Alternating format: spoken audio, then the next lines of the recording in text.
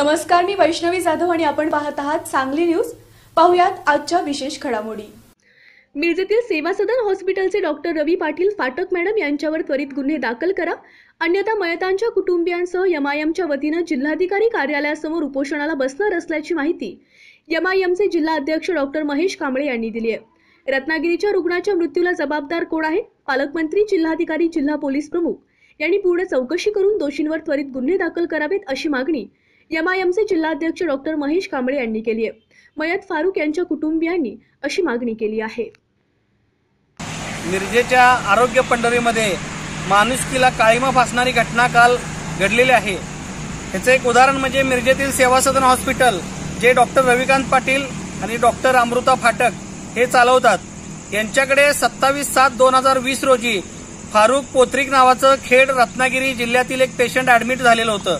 ते 27 तारखेपासून 7 तारखेपर्यंत या सेवा सदन हॉस्पिटलमध्ये ऍडमिट होतं। त्या रुग्णावर इथं उपचार सुरू होते, पण 7 तारखेला या रुग्णाची प्रकृती अतिशय खालावल्यामुळे पुढचा उपचार करण्यास डॉक्टर रविकांत पाटील आणि अमृता फाटक यांनी नकार दिला आणि त्या पेशंटच्या नातेवाईकांना बोलवून जबरदस्ती तुम्ही डिस्चार्ज घ्या आणि 3,71,000 रुपये बिल भरा, मेडिकलचं आणि उपचाराचं असं बिल भरून घेऊन जबरदस्ती डिस्चार्ज देऊन पुढील उपचाराकरता सिव्हिल हॉस्पिटल इथे आम्ही तुमची व्यवस्था केली आणि तिथं ते पेशंट घेऊन जावा म्हणून यांनी ते पेशंट रेफर केलं आणि 4 पेशंट रेफर केल्यानंतर 4 ते 6 तासातच मिरजेच्या शासकीय वैद्यकीय रुग्णालयात हे पेशंट मयत झालेलं आहे। म्हणजे माणुसकीला काळीमा ह्या डॉक्टर रविकांत पाटील यांनी फासलेला आहे। या संबंधित आम्हाला आज एमआयएम जिल्हाध्यक्ष म्हणून मयताच्या पुतणे जे खतीब म्हणून आहेत, नावीद खतीब यांनी लेखी तक्रारी अर्ज न्याय मिळवून देण्यासाठी दिलेला आहे। त्या सोबतच ज्या हॉस्पिटलला सेवा सदनला यांनी जी काही बिलं भरलेली आहेत, ती आर्थिक बिलं भरलेली ती बिलं सुद्धा सोबत दिलेली आहेत आणि ही सर्व घटना आम्हाला कळल्यानंतर आम्ही माननीय जिल्हाधिकारी साहेब आणि माननीय जिल्हा पोलीस प्रमुख साहेब यांच्या नावानं निवेदन तयार करून आज निवेदन दिलेलं आहे आणि मी माननीय पालकमंत्री साहेबांना एक विनंती करतो की सांगली जिल्हा आपल्याकडे फार आशेने बघतो आणि अशा पद्धतीने जर माणसाची लूटमार होत असेल आणि रुग्णाची होळसांड होत असेल तर अशा हॉस्पिटल्सवर आणि रविकांत पाटील आणि अमृता फाटक अशा डॉक्टरांच्यावर तात्काळ गुन्हे दाखल करून आपण त्या रुग्णाच्या मयताच्या कुटुंबाला न्याय मिळवून द्यावा अशी मी विनंती करतो। आणि जर या डॉक्टर रविकांत पाटील यांच्यावर गुन्हा दाखल झाला नाही तर येणाऱ्या बुधवारपासून पुढच्या आठवड्यात आम्ही एमआयएम पक्षाच्या वतीने मी व त्या मयताच्या कुटुंबाला सोबत घेऊन माननीय जिल्हाधिकारी साहेब सांगली यांच्या कार्यालयासमोर आमरण उपोषणाला बसणार आहोत असा मी जाहीर इशारा देतो। कंटिन्यू करूँ कंटिन्यू करूँ। नहीं पहले हमारे पेशेंट फारूक पोत्री सेवा सदन हॉस्पिटल में एडमिट थे। 23 जुलाई को वो एडमिट हुए थे। उसके बाद अचानक से 14 दिन बाद हमें फ़ोन आता है, वो बोलते हैं कंडीशन बहुत सीरियस है। कंडीशन सीरियस मतलब उनके किडनी फेल हो गए हैं, उनको डायलिसिस, ऐसा कुछ नहीं बोला उन्होंने, सिर्फ बोला कि पेशेंट की कंडीशन बहुत सीरियस है। फिर हमने उनको पूछा कि क्या हुआ है, तो उन्होंने बोला कि मेडिसिन के कुछ साइड इफेक्ट्स होते हैं वो हुए, क्योंकि वो कोविड पॉजिटिव पेशेंट थे। ठीक है, हमने वो डिसाइड करके उनके दामाद जो थे उन्होंने विजिट किया था, लेकिन उन्होंने पेशेंट को देखने के लिए भी मंजूरी नहीं दी और बोला पेशेंट की कंडीशन क्रिटिकल है, हमें कुछ तो अगला स्टेप उठाना पड़ेगा। अभी अगला स्टेप क्या है क्या नहीं है वो कुछ डिसाइड नहीं हुआ था। उन्होंने सिर्फ बोला था कि मतलब किडनी उनकी फेल हो चुकी। अगले दिन हमने उनको कॉल लगाया सुबह में और हमने उनको रिकमेंड किया कि डायलिसिस कर सकते हो, लेकिन उन्होंने बोला डायलिसिस नहीं कर सकते ये पेशेंट का, क्योंकि पेशेंट की कंडीशन बहुत क्रिटिकल है। वापस 2 बजे वो हमको फ़ोन लगा के बोलते हैं पेशेंट बहुत क्रिटिकल है, डायलिसिस करना पड़ेगा। अभी उनके ही 2 शब्द है, रिकॉर्डिंग है हमारे पास। उन्होंने बोला जल्दी आप लोग आ जाओ, अभी निकल के हम डायलिसिस के लिए पेशेंट शिफ्ट कर रहे हैं। फिर उसके बाद थोड़े टाइम बाद मैंने वापस हॉस्पिटल फ़ोन लगाया ये पूछने के लिए कि डायलिसिस क्यों कर रहे हैं और कैसे करेंगे, आपके यहाँ पे सुविधा है क्या? उन्होंने बोला हमारे पास सुविधा नहीं है, दूसरे हॉस्पिटल में शिफ्ट करना पड़ेगा। तो मैंने बोला ठीक है, आप रिस्पॉन्सिबिलिटी ले लो और शिफ्ट करो। नहीं, हम डिस्चार्ज, हम बिल और आपका ये डिस्चार्ज समरी बनाते हैं, आप बिल पे करो, डिस्चार्ज समरी लो, पेशेंट को लो और चलेगा। मैं बोला एम्बुलेंस और हॉस्पिटल ये अरेंज कौन करेगा? उन्होंने बोला वो आपका लुकआउट है, आप आके करो। लेकिन उस दिन बारिश ज़्यादा थी इसलिए हम लोग ट्रैवल नहीं किया और रात ऑलरेडी हो चुकी थी। इस बात को फिर उनका कंटिन्यूसली कॉल आ रहे थे 12:30 नाइट सेम डे। मतलब मैं आपको बताता हूँ 5 तारीख की 12:30 नाइट को उन हॉस्पिटल से फ़ोन आता है, वो बोलते हैं कि आप पेशेंट की कंडीशन बहुत क्रिटिकल है, आपने अभी तक बिल पे नहीं किया। वो बिल की 12:30 बजे रात को बात कर रहे हैं बिल पे करने की।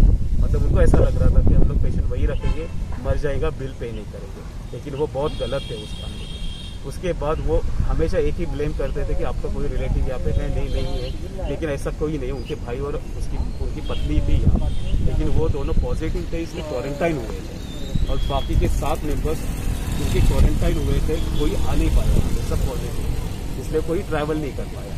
अभी हमें जैसे टाइम मिला, मैं, मेरा भाई और उनके दामाद, हम कल आए। सुबह आने के बाद हमें ऐसे ही पता चला कि पेशेंट डेथ है। डेथ होने के बाद हम थोड़ा ज़्यादा पैनिक हुए। फिर उन्होंने बोला कि अगर आपको पेशेंट देखना है तो आप देख सकते हैं। हमने बोला यस, देखना है हमें, एटलीस्ट फिजिकल कंडीशन तो पता चले पेशेंट। देखने के बाद हमको पता चला कि ठीक है, पेशेंट जिंदा है, ब्रीथ कर रहा है, लेकिन वो 80 लीटर ऑक्सीजन पे और NIV जिसको बोलते हैं बाईपास, उस पर था पेशेंट। उस पर तो कोई भी सांस ले सकता है। तो हमने पूछा क्या सिचुएशन है, उन्होंने बोला बहुत क्रिटिकल है, डायलिसिस करना पड़ेगा, अब बिल पे करो और पेशेंट को ले जाओ। मैं उसको अग्री नहीं किया। फिर डॉक्टर अमृता पाठक, उन्होंने मुझे कन्विंस करने की कोशिश की, मैं कन्विंस नहीं हुआ। फिर उन्होंने रविकांत पाटिल, डॉक्टर रविकांत पाटिल से मिला है मुझे, उन्होंने कन्विंस करने की कोशिश की। फिर मैं कन्विंस हुआ एक शर्त पे कि उन्होंने मेरे सामने डॉक्टर्स से बात की, नेफ्रोलॉजिस्ट से भी बात की, उन्होंने कई I don't know civil hospital में बात की, और उन्होंने बोला कि ठीक है, बेड अरेंज हो चुका है, एम्बुलेंस का आप बाहर से अरेंजमेंट कर दो। ऐसा बोल के उन्होंने वहां से हमको निकाल दिया। ठीक है, हमने बिल पेमेंट चालू किया, लेकिन हमने होल्ड पे रखा था, क्योंकि हमको डाउट था कि पेशेंट शायद कंडीशन बहुत खराब है और ये बिल के लिए हमें ज्यादा उकसा रहे थे। ये कंडीशन को लेके हमने 8:30 बजे तक बिल पे नहीं किया था, कुछ पेंडिंग में रखा था, क्योंकि एम्बुलेंस का भी अरेंजमेंट नहीं हुआ था तभी तक। मैंने 108 से 3 एम्बुलेंस कैंसिल किए, एक रीजन से, क्योंकि बेड कंफर्म नहीं हुआ था। क्योंकि साइमल्टेनियसली हम बेड का इंक्वायरी कर रहे थे, वो बोल रहे थे बेड कंफर्म नहीं हुआ है, बेड कंफर्म नहीं। 9:30 को उन्होंने डॉक्टर मयूरेश करके है, उनसे कांटेक्ट करके डॉक्टर अमृता ने कुछ कांटेक्ट किए और बोला कि हमने बेड अरेंजमेंट्स कर दिए हैं सिविल हॉस्पिटल में। ठीक है, हम अग्री हो गए। 11 बजे एम्बुलेंस वो बोल रहे उन्होंने अरेंज की, लेकिन एक्चुअली वो हमने अरेंज की। आप पूछ, वहाँ पे एक ब्रदर है, ब्रदर निर्गम करके, आप उनको पूछ सकते हैं। मैंने कितनी बार उनको कॉल लगाया और वेंटिलेटर अरेंजमेंट करवाई एम्बुलेंस में। ये मेरा रिस्पॉन्सिबिलिटी उनका था, लेकिन मैंने किया ये सब कुछ अरेंजमेंट। फिर भी वो क्लेम कर रहे हैं कि हमने अरेंजमेंट की। ठीक है, उसके बाद मैं यहाँ पे आके केस पेपर निकालने आया था। मेरा भाई और उनके दामाद वहाँ पे थे। उन्होंने कुत्ते की तरह पेशेंट को ट्रीट किया। 2 लोग थे, 90 किलो की, 3 लोग थे, 90 किलो के आदमी को वो ऐसे उठा के लेके आ रहे थे विदाउट वेंटिलेटर। जो बंदा वहाँ पे NIV पे है, 80 लीटर ऑक्सीजन ले रहा है, उसको बिना ऑक्सीजन, बिना वेंटिलेटर की वो नीचे लिफ्ट से लेके आए। वहीं पे पेशेंट की हालत हो चुकी। उन्होंने एम्बुलेंस में डाला। आई एम नॉट श्योर, मुझे कंफर्म नहीं है कि वेंटिलेटर भी वहाँ पे उन्होंने लगाया था एम्बुलेंस में। मैं नहीं देखने था वहाँ पे, उनका अटेंडेंट था, उसने देखा। उसके बाद वो पेशेंट को यहाँ पे लेके आए। यहाँ पे भी यहाँ के सब डॉक्टर्स ने ऑब्जर्व किया, ना ही उनको वेंटिलेटर था, ना ही कोई ऑक्सीजन सपोर्ट था। ऐसे ही वो स्ट्रेचर पे लेके आए। यहाँ पे आने के बाद हमने बोला कि बेड अरेंज हुआ है सेवा सदन हॉस्पिटल में। किसी ने बोला कि सेवा सदन हॉस्पिटल से बेड अरेंज नहीं हुआ। तो अल्टीमेटली हमने बिल पे किया। वहाँ पे ऑलमोस्ट 1,61,000 हॉस्पिटल का बिल पे किया है और 2,25,000 के करीब हमने फार्मेसी का बिल पे किया। ऐसा नहीं है कि हमने कोई बिल पे नहीं किया। ऊपर से हमने 5,000 एम्बुलेंस के भी पे किए उनको, वो भी हमसे उन्होंने वसूली की है। तब तक उन्होंने एम्बुलेंस और ड्राइवर को रोक के रखा था। ये भी मैं बात बताना चाहता हूँ। हमने उनको बोला कि ठीक है, 4,000 कम पड़ रहे, हम कल आके देंगे। इतनी भी सहूलियत उन्होंने हमें नहीं दी। उन्हें बोला सब अभी पेमेंट करना पड़ेगा, तभी पेशेंट और एम्बुलेंस यहाँ से जाए। ये सिचुएशन आने के बाद यहाँ पे जब भी हम लोग पहुंचे तो बेड अरेंजमेंट नहीं था, 100% नहीं था। पेशेंट यहाँ पे आधे से पौना घंटा ऐसे ही था विदाउट वेंटिलेटर। जो पेशेंट 15 दिन से वो लोग बोल रहे हैं NIV पे है या जो भी है वेंटिलेटर पे, उसको आधा घंटा पौना घंटा यहाँ पे विदाउट वेंटिलेटर रख रहे हैं, मर जाएगा वो पेशेंट। डॉक्टर ने देखते हुए बोला 99% इज डेथ। फिर भी वो रूम ढूंढते गए, नहीं मिला उनको। फाइनली एक ओल्ड ICU करके एक यहाँ पे रूम उनको मिल गया। वहाँ पे डालने के बाद डॉक्टर ने बोला कोई गारंटी नहीं है, आप बैठो, जो भी कंडीशन रहेगा हम बताएंगे। 2 बजे के करीब उन्होंने न्यूज़ दे दी कि पेशेंट एक्सपायर्ड हो गए। ये सब सिचुएशन है। तो मेरा यही क्लेम है कि जब तक अरेंजमेंट नहीं हुई थी तो हमें फोर्स क्यों किया गया है पेमेंट के लिए करने के लिए, और कर भी रहे थे, ऑनलाइन ट्रांसफर भी कर रहे थे। अगर यहाँ पे उनका कोई अटेंडेंट आ नहीं रहा था, हम लोग ट्रांसफर कर रहे थे, बैंक ट्रांसफर कर सब कुछ हो रहा था। के बाद करीब 4 लाख के करीब हमने पेमेंट किया हॉस्पिटल। फिर भी उन्होंने हमने फोर्सफुली ही बोल सकता हूँ कि शिफ्ट करने के लिए मजबूर किया। हमने पेशेंट को शिफ्ट किया, पेशेंट मर गया।